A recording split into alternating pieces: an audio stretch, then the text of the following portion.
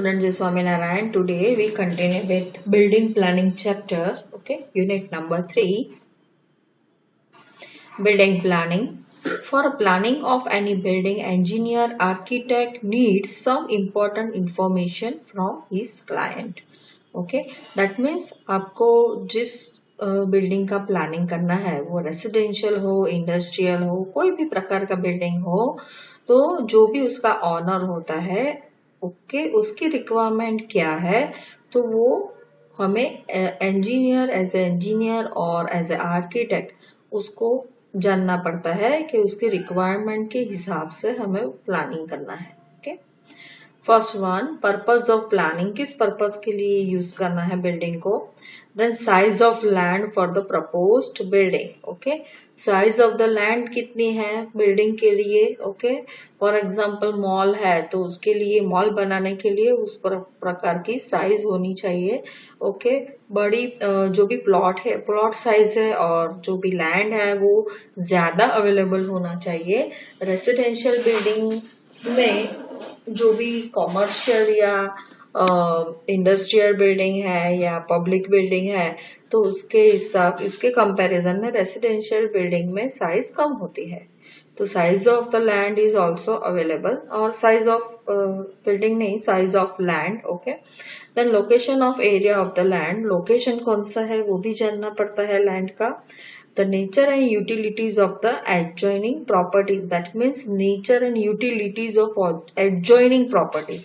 जो भी adjoining properties है उसका नेचर कैसा है, उसकी यूटिलिटीज कैसी है, वो भी देखना पड़ता है. Finance available for the construction, that means कोई भी कंस्ट्रक्शन पैसे के बगैर होता नहीं है. ओके, तो सामने वाला जो भी है उसके लिए उसका फाइनेंशियल स्टेटस क्या है वो भी पता होना चाहिए, उससे हिसाब से प्लानिंग करना चाहिए. The number of the stages for the development of the property.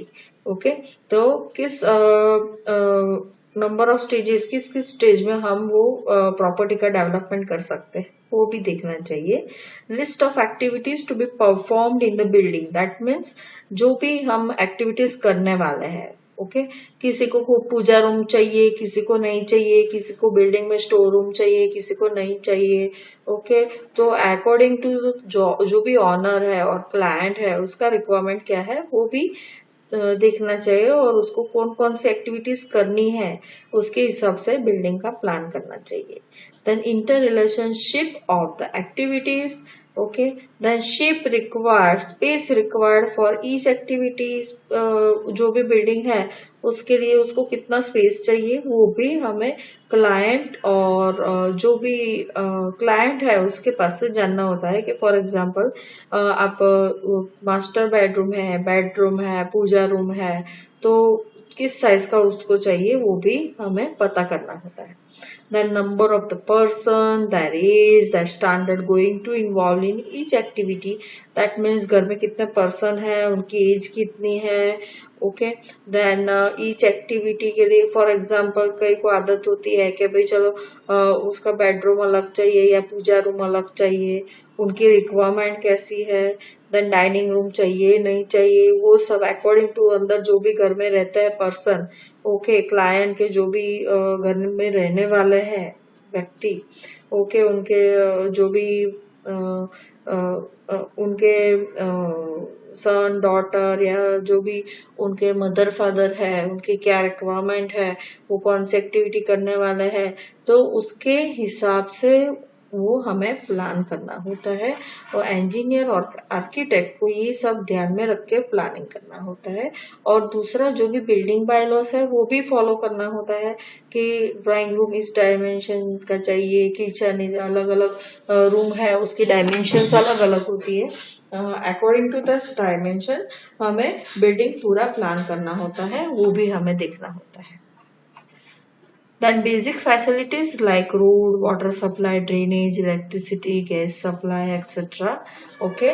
Then distance of the local market from the land. That means local market है वो जो भी हमने लैंड सिलेक्ट किया है उससे नजदीक में है कि नहीं है. Authorities regulating the area of the land, then that means जो भी अथॉरिटी है ओके वो लैंड एरिया ऑफ लैंड वो रेगुलेट करता है नहीं करता है वो भी ध्यान में रखना चाहिए. देन प्रेफरेंसेस और चॉइस ऑफ ऑनर और users of the spaces, appliances and furnitures. Okay जो भी ओनर और यूजर है उसको user of the spaces and appliances and furniture, that means उसकी फर्नीचर की रिक्वायरमेंट कैसी है ओके वो सब उसका क्या रिक्वायरमेंट है ओनर का वो भी ध्यान में रखना चाहिए. उसका चॉइस कैसा है वो भी ध्यान में रखना चाहिए. उसके हिसाब से प्लानिंग करना चाहिए. If the land intended for the building is yet to be acquired or purchased, then site selection should be done to suit the requirement of the intended or proposed building. If the land intended for the building is yet to be acquired or purchased, then site selection should be done to suit the requirement of the intended or proposed building. That means जो भी आपने building plan करना है तो according to उसकी जो भी requirement है. For example industrial building plan करना है तो वो इंडस्ट्रियल एरिया में आना चाहिए, वहां से लैंड आपको लेनी चाहिए ओके जिसमें आप प्रॉपरली जो भी बिल्डिंग आपको कंस्ट्रक्ट करना है वो कंस्ट्रक्ट कर सकते हो. फिर रेसिडेंशियल बिल्डिंग कंस्ट्रक्ट करना है तो रेसिडेंशियल जोन में करना चाहिए ओके तो वहां पे आप लैंड परचेस कर सकते हो ओके. आपको जो भी नेचुरली अवेलेबल रिसोर्सेस है और जो भी नेचुरली डेवलप्ड प्लेसेस है ओके तो उसके नजदीक में करना है दूर करना है ओके वो सब भी देखना होता है ओके उसके हिसाब से भी प्लान करना होता है. That is called building planning. Then factors considered for the selection of the site for the buildings. The first one is availability of water. This is most important criteria for any kind of building. Source of available water may be surface water and groundwater. जहाँ पे भी आप select करते हो site वहाँ पे availability of water available है कि नहीं है as in the form of surface water or groundwater. Naturally site with availability of surface water is preferred. surface water available है नेचुरली तो वो साइट पहले सेलेक्ट करनी चाहिए बिकॉज ग्राउंड वाटर में क्या होता है सॉल्ट्स वगैरह होता है dissolve salts compare to surface water okay वो यूज करने में अच्छे नहीं है. Salts in the water have corrosive effect on the steel, cement, bricks, etc. as well as on the human health. Salt की वजह से ह्यूमन हेल्थ प्रॉब्लम भी होता है और दूसरा corrosion लगता है on steel, cement, brick, etc. Then availability of the transportation. Site should be well connected to the road networks. Public transport like bus station, railway station, and also should not be too far from the site. Then electricity supply, sources of the quality power supply should be available in the reasonable distance from the site. Then next one is drainage. Proper disposal of the wastewater, rainwater and solid waste away from the building is important for the health of the building users and good environment in and around the building. Okay, a residential building should be away from the commercial or industrial buildings. Any type of building should not be very close to following negative elements of the town. That means आपका जो भी building है okay किस भी type का building है तो वो ये जो भी प्लेसेस नीचे है उससे दूर होना चाहिए okay. For example sewage farm है, गार्बेज डिस्पोजल लैंड है, then in incineration plants, so that means where solid waste is burned in closed vessel, then salter house है, sludger house है, then cemeteries है, then bricks lime kilns है. तो वो site ऐसी नजदीक ऐसी चूज करो वो ये सब जो भी प्लेसेस है उसके नजदीक में ना हो. देन स्टैग्नेंट पूल है, वेस्ट वाटर स्ट्रीम है, पेट्रोल पंप, गैस स्टेशन है, बिग हॉस्पिटल्स है, पॉल्यूटिंग इंडस्ट्रीज है, देन बिजी ट्रांसपोर्टेशन इंटरेक्शन है, then busy railway station, bus station, airport, runway, railway, etc. Any type of the building site should be near to the following positive elements. First one is fresh water lakes है तो उसके नजदीक में site होनी चाहिए। Then good vegetation area है, okay farm है उसके नजदीक में साइट होनी चाहिए। Coastal area, then parks and gardens उसके नजदीक में साइट होनी चाहिए। Then availability of the building material, labour, equipment near site to be selected is preferred, lower the cost of the construction. That means जो भी site हमने जो भी चूज की है, ओके तो वहां पे लेबर, मटेरियल, इक्विपमेंट वो सब इजीली अवेलेबल होना चाहिए। Okay for example easily available है तो फिर आपका कॉस्ट ऑफ कंस्ट्रक्शन कम होगा। Then topography, level ground should be preferred, undulating ground should be avoided, sloping ground should be avoided. Then level ground select करना चाहिए, जो भी लैंड है वो अंडुलेटिंग नहीं होनी चाहिए। ओके तो उसके लिए स्ट्रेट जमीन होनी चाहिए बिल्डिंग के लिए। Then next one is foundation subsoil, suitable subsoil for the foundation having high bearing capacity should be available at a reasonable depth। तो suitable subsoil है for foundation having high bearing capacity, that means जो भी load आ रहा है वो बैर कर सके और ऐसी सॉइल होनी चाहिए। Okay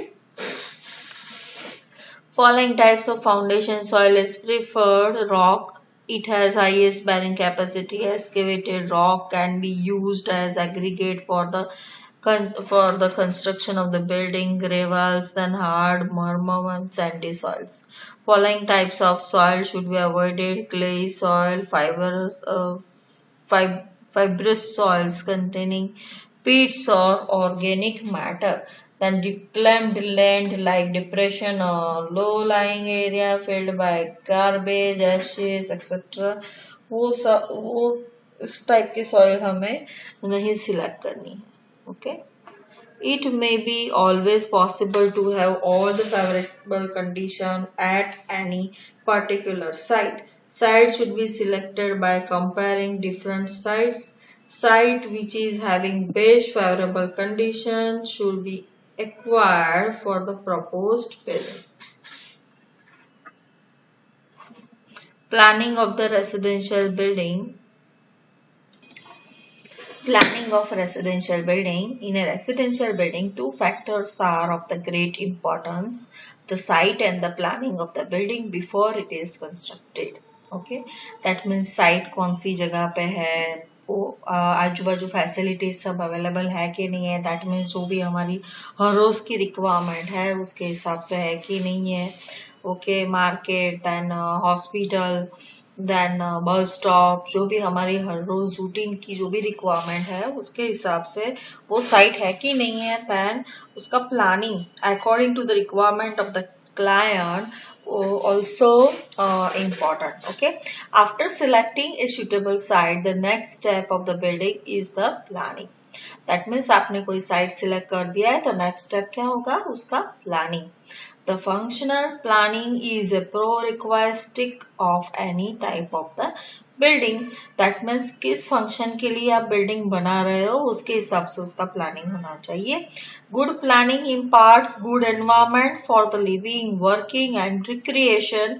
Okay, then the term planning of a building by an engineer used to mean the arrangement of all on all floors and at all levels, and it not only includes the horizontal layout but it also takes into consideration the heights and levels to accommodate the space enclosed by the walls, floors and roof।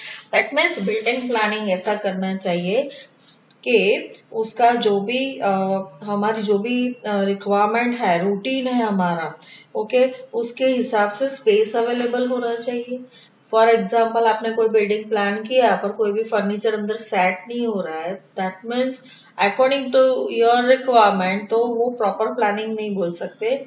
और for example जो भी building है उसकी height वगैरह आप जो भी दे रहे हो वो प्रॉपर नहीं है, ओके, तो वो भी हम अच्छा प्लानिंग नहीं बोल सकते।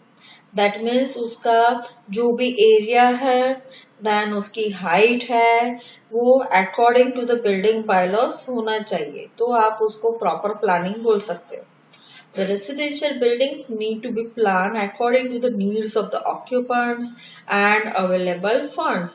That means जो भी occupants है उसके हिसाब से प्लान होना चाहिए, okay? Then available funds जो भी है उसको भी ध्यान में रख के हमें प्लानिंग करना चाहिए।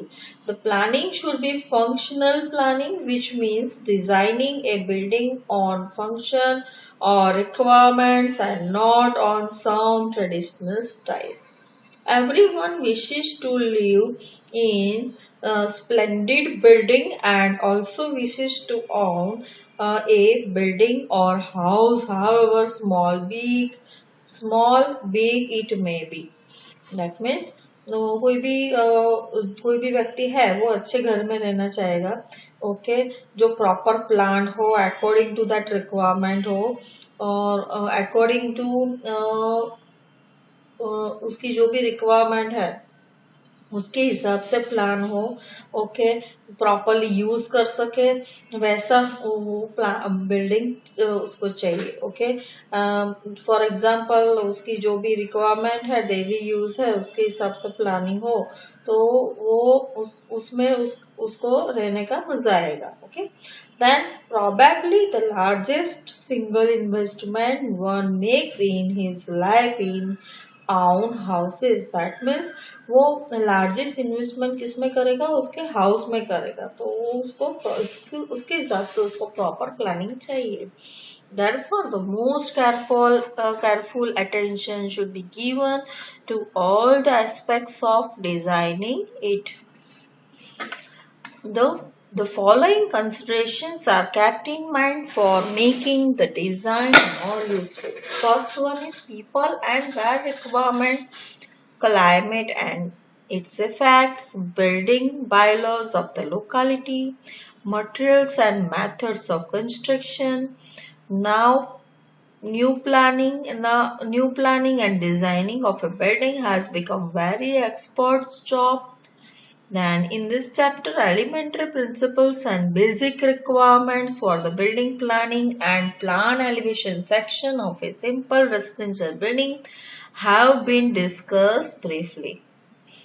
तो first one is following consideration, ये सब ध्यान में रखना होता है कि पीपल कौन कौन अंदर रहने वाला है बिल्डिंग में, उसकी रिक्वायरमेंट क्या है, वहाँ का क्लाइमेट कैसा है, उसकी इफेक्ट कैसी पड़ती है। फॉर एग्जाम्पल फॉरेन में आप देखोगे, ओके, अब्रॉड में, तो वहाँ पे जो भी बिल्डिंग होता है वो टिम्बर का होता है, वुड का होता है। क्यों?